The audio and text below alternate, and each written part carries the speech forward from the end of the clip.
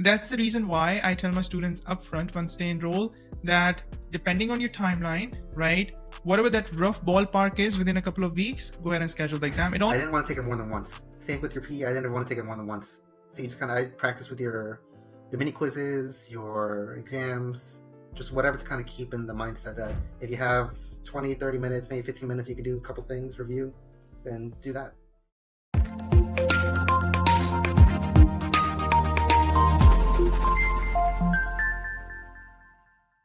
Good morning, Chris. Hey, morning, Wasim. How's it going? Good, how are you? I'm doing very well, Chris. Congratulations on completing all the examination requirements for your PE license. You passed FE Electrical in first attempt with me, PE Power in first attempt with me very recently. And I'm thankful to you for taking time out of your schedule to do this interview. Yeah, no problem, Wasim. How about you give me a little bit of an overview of your academic background, when you graduated, how many years of experience you've had, which industry you work in, and essentially the thought process and the motivation and the reasons and the rationale and the why that brought you um, thinking, that got you thinking about the licensure. Sure. So I graduated from college in electrical computer engineering in 2018, and I started working in MEP probably a couple months afterwards. So what got me into the PE mindset really was from the beginning, that's kind of what you need to do to be at the top. I kind of didn't just want to, in a sense, half-ass my profession. So I intended to take the FE early on in my career. I just got distracted, in a sense. How early, Chris? Was it right after graduation, in your final year? I've heard about it in my final year, and I've heard more about it when I started working. And it was always in my mind to take it, but I can't take my PE in New York until I had hit 4 years of experience. So in my mind, as long as I hit the FE and the PE within like the 4 year mark, I'm all right. So in a sense, I slacked off until it was time to actually do it. And when it was time to do it, it was time to do it. So when was that time? How did that come about, and how did you get serious about really taking the exam? It came about time when I switched companies after about three years and a couple months. So right before I was gonna hit the 4 year mark. My 4 year mark would have been, let's say, February of 2023. 23. 2023 would Okay. have been my 4 year mark. So around that time is when I signed up initially for your study for FE course after talking to a colleague of mine that used you for his PE exam. He told me he also had an FE course for it as well. So that's when I signed up, and then I did your majority on demand course, and then I reached out to you about some of your live lectures because I felt like your live lectures kind of filled in a couple holes I might have had, or the discussions you had during your live lectures supplemented your on demand videos. So that was very helpful as well. Right. So you started in February 2023. Is that Roughly, right? yeah. Yeah. And when did you take your FE electrical? I took it in July of 2023. I was meaning to take it in May, but I didn't want to sign up for my exam until I completed your course and felt ready, which in hindsight wasn't really the right thing to do. Because by the time I felt ready and I wanted to sign up, there were no dates, right? Yes, So it then I had to happens. It so I had to happens. stay ready until July, which wasn't ideal either, because then you start to burn out a little bit. Yeah. And that's one of the advice that I give to my students whenever I onboard them one on one on Zoom. And when we do our kickoff meetings for the live training, I tell my students that listen, guys and girls, if you're putting in 15 to 20 hours per week using my content and you're able to stay consistent with it over the next 12, 16 weeks, I would suggest that you go ahead and book the exam, 4 months out, 5 months out if you want extra time, because anything beyond that, to be honest, for FE electrical specifically, is just too much. It just becomes a challenge to stay on track. And how did you, let me actually ask you this question. So Chris, how did you keep yourself motivated during that patch when you knew that you were ready to take the exam, but you couldn't take the exam right away because you missed that scheduling window? You just had to do it, Wasim. It was I, I didn't want to take it more than once. Same with your PE, I didn't want to take it more than once. So you just kind of I practice with the mini quizzes, your exams, just whatever to kind of keep in the mindset that this is what it is. And what was that duration? You remember? Um, maybe like end of May to mid July. So 6 weeks. So that was a torture of 6 weeks. Yeah, it was. And I've I had students. This is mhm. still not that bad, Chris. I had one student, really good student last year, was ready to take the exam in November, right? And I was like, okay, let me log on to NCS, my NCS.org, whatever the website is, right? And I was like, okay, let me actually knock out the exam before the end of the year, before the holidays. Lo and behold, he logs in and is not able to see anything until February because guess what? A lot of people are trying to get this bucket list item, right? Before the end of the year taken care of, which was one of their New Year resolutions. And now, if you're thinking that you can log into the account in November and find a slot in December, you are out of luck. And this fellow had to basically hold on to the content, right, for 2.5 months before he was able to take the exam. And despite the fact that I had mentioned, and sometimes students, and for right reasons I assume, get so absorbed, so immersed, and so focused on just the preparation portion that anything other than that is a distraction, and I understand that.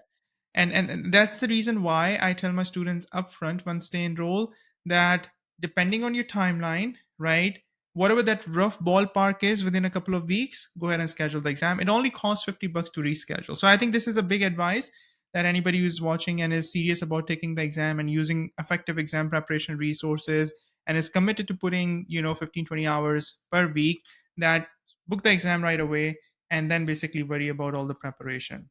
That's what I learned as well with the P the second time around. I booked it as soon as I began studying for. I think it was end of April, and then work picked up a lot in April, which didn't leave me much time to study that month. So I rescheduled it for this past month in May, maybe like mid May. I think it is now. Yeah, So let's rewind a little bit. So you passed your FE in the first attempt in July. That was summer of 2023, right? And then when did you jump into PE? I think I bought your course that August, and I intended to take it before the end of the year. But then I kind of got comfortable without studying. The July, August. I enjoyed the time off, and then by then it's the holidays, and then next thing you know, Yeah, you're in Northeast, right? Just like me. So summer is a time to have fun, right? Otherwise, winter can be sometimes really brutal and whatnot. So summer is really pretty. So you sort of stagnated a little bit, rolled into unintentionally, the but end of yeah, the year, right? right. But you had the 12-month access, so I think you were not concerned on that front. No, that was good advice from you because I intended to originally buy 6 months because I thought this is it. I'm going to do it, and then I'm done. And then life gets in the way. So 12 months in the end really was the way to go. And I don't know about other people, but my company reimburses me for the courses I used to pass the exam. So it really didn't matter too much whether it was 6 or 12 months in the end. It was gonna. Yeah, for P, to be honest, for P licensing, a lot of employers do reimburse, right? So it's at the end of the day, I tell my students that whether you study on your own, or you use a program and whatnot, you are going to be the biggest beneficiary of the licensure, right? Granted, your team might be in a need for a professional engineer to stamp drawings and approve documents and whatnot type of stuff, but in the long run you may be with the same employer for the long haul, or you may actually switch somewhere else, but you take your license with you wherever you go, right? So think of it as an investment in yourself. So you got the 12-month on demand plus live training bundle for the PE Power that I offer. And then you started your preparation seriously in 2024 or end of 2023? I started end of 2023. Um, in my case, my fiance was finishing her nursing school, so I was trying to finish around the same time as her. Fortunately, it didn't happen, and I didn't want to make her wait too much longer. So I started end of 2023 to kind of get a head start as to what was going to happen the following year. Maybe I get a little bit ahead, maybe by a week or two, and then kick off with your on demand or your live lecture classes. Right. So what was your routine for the PE Power exam preparation? To be honest, I didn't have like 4 months with Steam. It really was you go to work, you come home, you watch your on demand, and you try and complete as much as you can before the Saturday. In my case, I I didn't want to do the homework problems. I saved them for the end as like a, if I really understood this, I would be able to solve these problems by the time I finished the course. Um, so Monday through Friday, I'd go to work. I didn't try to do a lot of overtime during this time period, these 4 months. Okay. So I tried my best to balance myself at work, get ahead while I can, or kind of prioritize what needs to be done now versus what could be done later. And then after work, I'd stay up until maybe like 1, maybe 2 in the morning sometimes, just trying to get through the content. Wow. That's during the working days? That's during working days. Wow. 1 o'clock in the morning, 2 a.m. in the morning. That's how long you were studying. Because I also have to balance my personal life. My fiance wants to spend time together. When she goes to sleep, then I can really go ahead and study. Yeah, it's tough. And this went on for like 4 months? 4 months, man. Yeah. I know. It's still easier for you in some sense. I have students on these interviews. They have had kids, right? Young kids, under the age of 4, under the age of 5, right? Sometimes, they are running fever. Sometimes they're catching cold. You're juggling daycare, and the spouse is also working, and then life carries on. And in between all of this, you have to inject your exam preparation, which is not fun, right? It really only gets harder from here, really. If I didn't do it now, like time passes, life goes on, and then it doesn't get much easier. Exactly. What was your attitude towards progress in terms of exam prep? Were you watching the hours, which is something that I don't do, and that's why my live training sessions are marathon sessions, right? 3 hour long, 3.5 hour long, sometimes even 4 hour longs, right? 4 hour long. Uh, were you taking a set number of hours per week that, okay, I have to hit this number every week, come hell or high water? Or you were more focused on, I got to keep up with his weekly plan as much as I can and try not to let anything spill over to the next week? It was Mine was more a percentage thing. On your on-demand thing, you have 1% complete, 2% complete. So I just kind of followed that, and it made it feel for me kind of like a game. Like, all right, I'm almost there. I'm 75% of the way there. I'm 8% there. 90%. Next thing you know, you're done, and then it's just review from there. Really, Yeah, that's a strategy I use when I'm reading books on Kindle. Whenever you are reading book on Kindle, it tells you percentage complete, right? So if I hit a patch which is kind of boring, every book has a boring patch, right? I tell myself that, there's only 20, 30, 40% left, right? So you are 50%, 60% through it. Let's give it a final push and let's see, it will hopefully get interesting. And since I only read books on recommendation, like, I take a very risk averse approach. If somebody recommends me, or if, I watch these YouTube channels and whatnot, some of the personal development and whatnot folks, if they have a list of books that they're recommending, then I know that obviously they haven't wasted their time, right? So, gamification essentially of your exam preparation, that's what you're alluding to, right? That you made a game out of it, and then you're like, okay, let me hit these percentage completion, trackers. That's good. And during this time from January to March, uh, to me when I took my exam, yeah. May, right?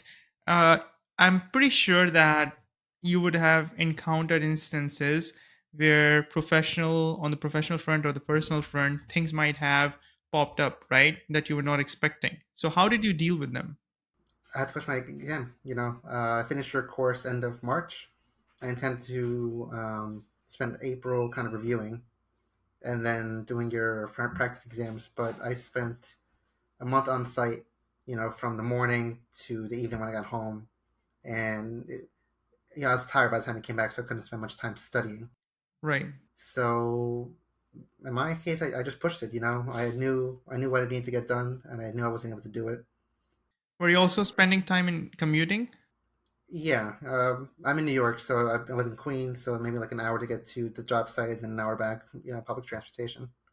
Right. And I don't know if in Subway you can really study properly, right? It's kind of difficult. Where I was doing problems. You have your 700 problem book, so I did it once throughout the course, and then I was going to redo all the problems again the second round. But I kind of need the reference book to kind of get some of the equations down, so I couldn't really get that down on the subway. Yeah, yeah, it's tough. And obviously the energy factor. So time management is one thing, but managing your energy, right? Like if you are commuting 2 hours and then site visits are not fun, if you're spending a month on site, obviously they want you to be physically present in person because you have to do some firefighting and deal with things right then and there, and that requires a lot more focus and energy, right? In some sense, I always found the site portion of my job always to be more challenging than the design work. um, so how did you manage your energy? So time management is one thing, but how do you sort of regulate your focus and concentration throughout this process? Um, honestly, what's the all I can say is you really just have to do it. Whatever I had left in my tank is kind of what I gave it. If that was half hour, that was an hour, or if I got to site early and I had like maybe like a 20 minutes before people came, I'd do whatever problems I can, try and stay on top of try and stay on top of my game. I think that's something you recommended as well. Don't really wait till you have like a block of time to kind of study. If you have 20, 30 minutes, maybe 15 minutes, you could do a couple things, review, then do that. Yeah, exactly. What I like about your approach, Chris, is that you kept it pretty simple, right? You're just like, okay, this is something I have to do it. I'm not gonna overthink it. Whenever I have the opportunity and time, I'm gonna dive into it, right? And even if I'm too tired, right, I'm gonna make time for it. So I think that the takeaway for me, if I'm watching this interview and this discussion from the outside, right, and I'm thinking and procrastinating about taking the FE exam or the PE exam, the message from you or your approach is very simple, that make it a high enough priority where it is always on your mind. And it's not necessarily a good feeling to have, that you're always on the lookout that, okay, if and when I'm presented with, some downtime, I'm going to invest that without any question towards my exam preparation. That basically means that, as you mentioned earlier, everything else is on hold. Everything, man. Social life, work could hurt sometimes because if you put some things off, like 5:30 hits, time to go home, but this project also has to go out. What do you do, right? Do you sacrifice some study time, and maybe that whatever you're sacrificing is what you're missing on the exam, which is always in the back of my mind. Like if I don't do this, what if this is the one that gets me? Exactly, exactly. And then obviously, if you're staying up until 1 a.m. in the morning, 2 a.m. in the morning, right? And then you're pushing through, the work next day. I mean, as much as they want to support you, I mean, they reimbursed you for the exam preparation, registration, and whatnot. And obviously, I'm sure that you got recognized when you told your boss and supervisor and, other members in your team, and they would have given you a pat on the back and hopefully some more concrete, promotions and good stuff down the road, tangible. But at the end of the day, I mean, work is work, right? They expect you to deliver on things that they've hired you, that they're paying you for. And on the side, you're doing this to further your career and obviously boost your credentials that will directly, indirectly help them as well. So it's really a mind game at the end of the day, right? It's all about the mentality. You got to keep that mindset for however long you want to study into the exam. This is what you got to do. Right. Now, coming back to the exam preparation, just briefly, um, how so you had already used my FE electrical course, right? I assume you used a study guide. I'm not sure 100% if you used the study guide for FE electrical.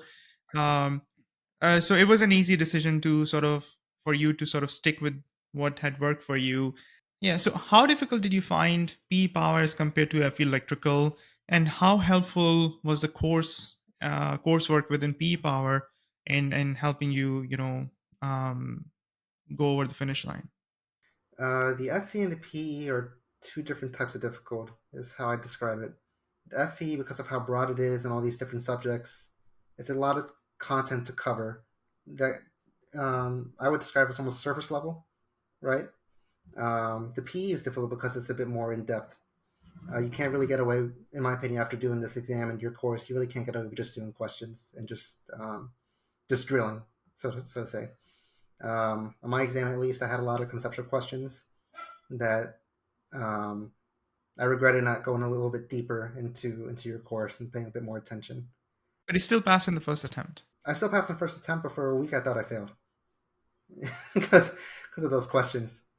Um, but the content you have, both the on demand and your study book, really do help you. prepare for what's on the exam. I finished pretty quick on my PE exam. I had maybe five. I finished maybe in like 5 hours, 5.5 hours. But the questions that stumped me were the conceptual questions that I really couldn't. There were no numbers I could work with, you know. And the problems you have in your book are good in that they kind of help you break down how to approach a problem and teach kind of the techniques you need to use to approach it and get the right answer in the end. I would say though that your questions might be a bit more in depth or a little bit more difficult compared to what I saw in the NCEX exam, which is only really more helpful. You know, I didn't really have to do as many steps as required. Yeah. And so you managed the time effectively. Some of the conceptual problems got you. The PE power exam you recognize as more difficult than the FE. But the amount of effort that you had put in is was it was clear to me. You showing up on the live classes and whatnot that you're gonna get it in done in the first attempt. The fact of the matter is that these are difficult exams, right? They leave you most of the students, battered and bruised. And as long as you're giving your best shot and you have put in the time during preparation, I don't think you have anything to worry about. On the learning front, Chris, how did the course help you brush up your fundamentals of power systems engineering? Did it give you a confidence boost in your abilities as a power systems engineer? The terminology, where things are coming from, the rules of thumbs, how we broke them down, the derivations that we did, uh, application of NEC, and so on. It did.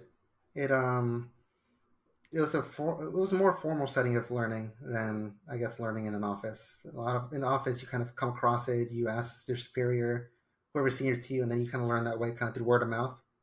But in this case, you know, you kind of broke it down nicely. This is where this comes from. This is how you approach it. This is what it is, and you kind of explain the theory behind it, some definitions, and it's I guess how relative it is to your field in a way to describe. Right. Yeah, great. It was great having you in the program, Chris, both in the FE Electrical as well as P Power. And it was a pleasure being part of your journey. Relatively short time period within a matter of less than a year, 12 months, 10 months, depending on how you look at it, right? Because there was dead time in between as well. If you look at the amount of time you had to wait for your FE, the break that you took for your PE. But I think that for both of the exams, when you seriously got started, it took you an average of 4 months maximum for each. So essentially, in about a matter of 8 to 9 months in total exam preparation, you got these exams done back to back. So once again, congratulations on this wonderful achievement. I'm sure that the time and effort that you put in, uh, the long hours, deep in early morning study sessions, late night study sessions, all the sacrifices that you've made, they're going to continue paying you dividends over the coming years and decades. I hope so. Thank you. Thanks, Asim. Thanks for the help. Yeah, my pleasure. You can find tons of success stories of my FE Electrical and P Power students over here. And if you want to learn more about preparation of FE Electrical and Computer exam and the P Power exam, then check out these playlists over here. Thanks for watching, and I'll see you soon in the next video.